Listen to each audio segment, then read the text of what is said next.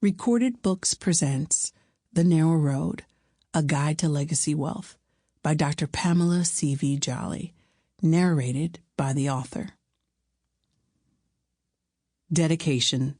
This book is dedicated to the torchbearers of my legacy, starting with my great-great-grandparents, Joseph Jolly, Lily Brown Jolly, James Horn, Jane Horn, William Harrington, and Ella Jane Ratliff. Continuing on to my great-grandparents, Floyd R. Morgan, Gertrude Hutton Morgan, Fred Watkins, Ethel Pearl DeBerry Watkins, Melvin Jolly, Lillian Raffin Jolly, John Horn, and Roxanne Horn. Moving on to my grandparents, Alphonse Jolly Sr., Mildred Lorraine Morgan Jolly, Benny Lee Horn, Bessie Pearl Watkins Horn, and then on to my parents, Vincent Cresswell Jolly Sr., Sylvia May Horn Jolly, and then finally to me and my brother, Vincent Cresswell Jacob Jolly Jr. and Pamela Camille Victoria Jolly. Forward. I have known Pamela since high school. I have traveled down to Hampton University, my first time driving on the highway, to watch her receive her bachelor's degree. I drove to the University of Pennsylvania's Wharton School of Business with a barbecue chicken pizza to help her through one of her stressful nights while earning her MBA. I was there when she returned from New Orleans after her rebuilding efforts post-Katrina. And I was there when she left for Boston University School of Theology to journey the same path Dr. Martin Luther King Jr. did to receive her doctorate. Today, I continue to travel to as many speaking engagements as possible to see her discuss legacy wealth, an idea conceived so many years ago. What I've enjoyed most about our journey and the many years I've spent with Pamela is witnessing God's answers revealed to our prayers of so many years before.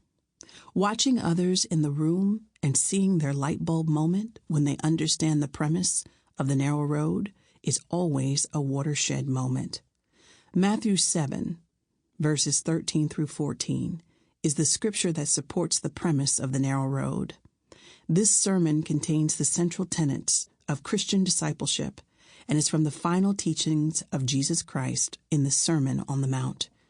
Replace the word gate with road, and you'll see this scripture puts the narrow road into perspective.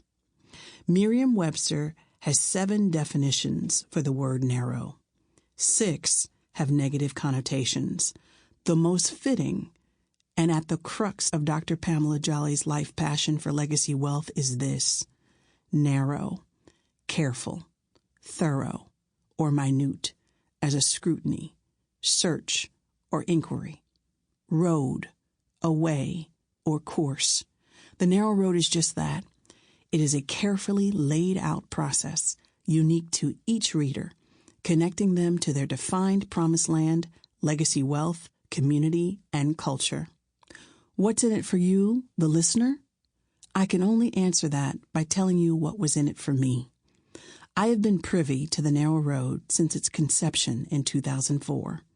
At the time, Pamela's passion for legacy wealth creation was so far above my head. My check-to-check situation was my norm, and I thought wealth was an unattainable foreign object.